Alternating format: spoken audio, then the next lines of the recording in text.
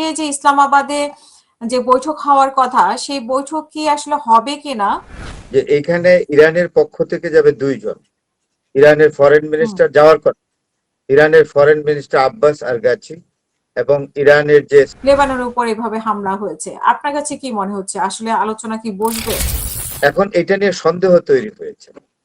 যেইমাত্র হুম। আলোচনার জন্য দুটো টিমই ইসলামাবাদে যাচ্ছে এবং সবকিছুই ঠিকঠাক, এর মধ্যে ইরান হুম। কিন্তু ইসরায়েল কিন্তু লেবাননের উপরে বেপরোয়া আক্রমণ চালাচ্ছে। আজকে যে ইসলামাবাদে যে বৈঠক হওয়ার কথা সেই বৈঠক কি আসলে হবে কিনা? আমরা দেখছি যে ভাইস প্রেসিডেন্ট, মার্কিন যুক্তরাষ্ট্রের ভাইস প্রেসিডেন্ট উনি যাচ্ছেন, এই খবরও আসছে, কিন্তু আবার অপরদিকে খবর আসছে যে ইরান এটা থেকে সরে দাঁড়াবে যেহেতু লেবাননের উপর এভাবে হামলা হয়েছে। আপনার কাছে কি মনে হচ্ছে আসলে আলোচনা কি বসবে?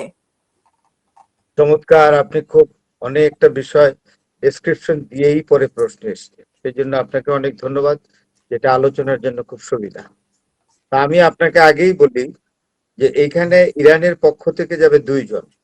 ইরানের ফরেন হুম। মিনিস্টার যাওয়ার কথা, ইরানের ফরেন মিনিস্টার আব্বাস আরগাচি এবং ইরানের যে স্পিকার আছেন এবং তিনি নিরাপত্তাও দেখেন, ইরানের পার্লামেন্টের স্পিকার, এই 2জনই যাবেন।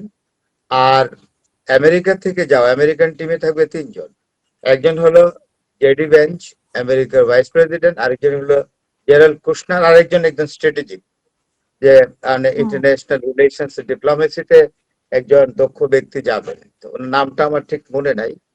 তো এই হলো দল। এখন যে সমস্যাটা হলো, দেখেন আপনি, এখন এটা নিয়ে সন্দেহ তৈরি হয়েছে।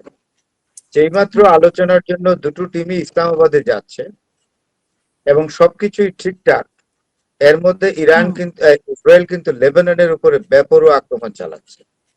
এবং আমি হুম। আপনাকে গতকালের শোতে বলেছিলাম যে এখানে 300 লোক মারা গেছে, আজকে শুনলাম যে 600 থেকে 700 লোক মারা গেছে এবং এখনো আক্রমণ চলছে। তবে একটি কথা হলো এই, যে ইরান সাথে সাথে পাল্টা ব্যবস্থা নিয়েছে। ইরান বলছে যে ইসরায়েল যদি লেবাননের উপর যে চলমান সন্ত্রাস করছে, আক্রমণ করছে, বিমান হামলা করছে, এগুলো যদি বন্ধ না করে তাহলে আমরা আলোচনায় হুম। যাব না, কারণ এই আলোচনা করে লাভ নাই।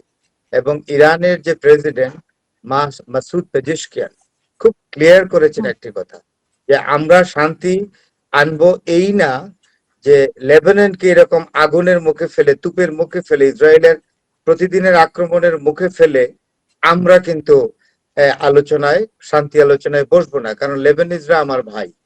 সুতরাং আমি আমার হুম। ভাইদের ফেলে আমি শান্তি চাই না। যতক্ষণ হুম। পর্যন্ত ইসরায়েল লেবাননের উপর তাদের এই অমানুষিক বর্বরোচিত আক্রমণ অব্যাহত রাখবে, ততক্ষণ পর্যন্ত আমরা আলোচনার টেবিলে যাওয়াকে অর্থহীন মনে করি। সুতরাং এই অবস্থা চলতে থাকলে শান্তি চুক্তি তো হবেই না, কোনো পিস ডিলে আমরা যাব না, উপরন্তু আমরা আইআরজিসি মোতায়েন করব। কোথায়? লেবাননে। অর্থাৎ লেবাননে হুম। আইআরজিসির আমরা বেশ কিছু ট্রুপস ওইখানে পাঠাবো।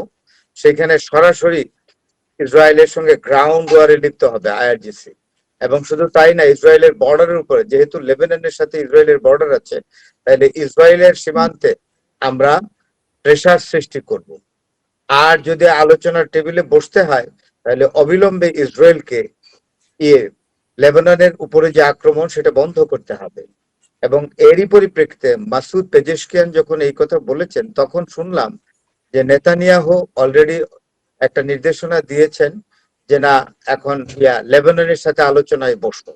তো লেবানিজ অথরিটি হুম। বলেছে আলোচনায় তখনই বসবো, আগে আক্রমণ বন্ধ করো। আক্রমণ বন্ধ না করলে আমরা হুম। আলোচনায় বসবো না। এখন ডোনাল্ড ট্রাম্পের রুল বা ভূমিকা নিয়ে এখানে সন্দেহ তৈরি হয়েছে। যেহেতু ডোনাল্ড ট্রাম্প হুম। তার মেয়ের জামাই জেরাল্ড কুশনারকে পাঠাচ্ছে এই টিমে, সুতরাং কুশনার হলো ইসরায়েলের লোক, আসলে ইহুদি, ধর্মীয় ইহুদি, হুম। এবং সে সবসময় ইহুদিদের ইন্টারেস্ট দেখে। ডোনাল্ড ট্রাম্পের জামাই কুশনার, জেরাল্ড কুশনার মেয়ের জামাই।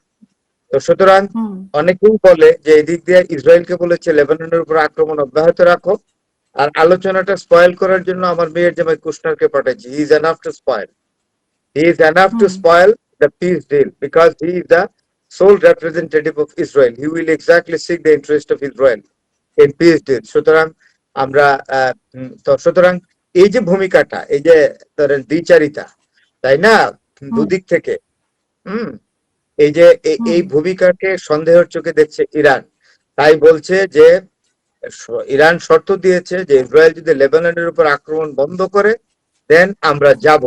পাকিস্তানের দিক থেকে আলোচনা অনুষ্ঠান আয়োজনের ক্ষেত্রে কোনো খামতি দেখি নাই। পাকিস্তান দুই দেশের প্রতিনিধিদেরকে আমেরিকা এবং ইরানের প্রতিনিধিদেরকে সর্বোচ্চ নিরাপত্তা দিয়েছে এবং ইরান এবং আমেরিকার যারা আসবেন আলোচনায় তাদেরকে বিমানে স্পেশাল এয়ারফোর্সের ক্রাফট দিয়ে এসকর্ট করে আনা হচ্ছে একদম হাইয়েস্ট সিকিউরিটিতে। মানে পাকিস্তান অত্যন্ত হাইয়েস্ট সিকিউরিটি মেনটেন করছে মেহমানদের জন্য। এবং শুধু তাই নয়, আলোচনার দিন আপনার রাজধানী শহরের সকল অফিস, প্রাইভেট এবং পাবলিক অফিস যা আছে, সরকারি বেসরকারি অফিস বন্ধ ঘোষণা করছে।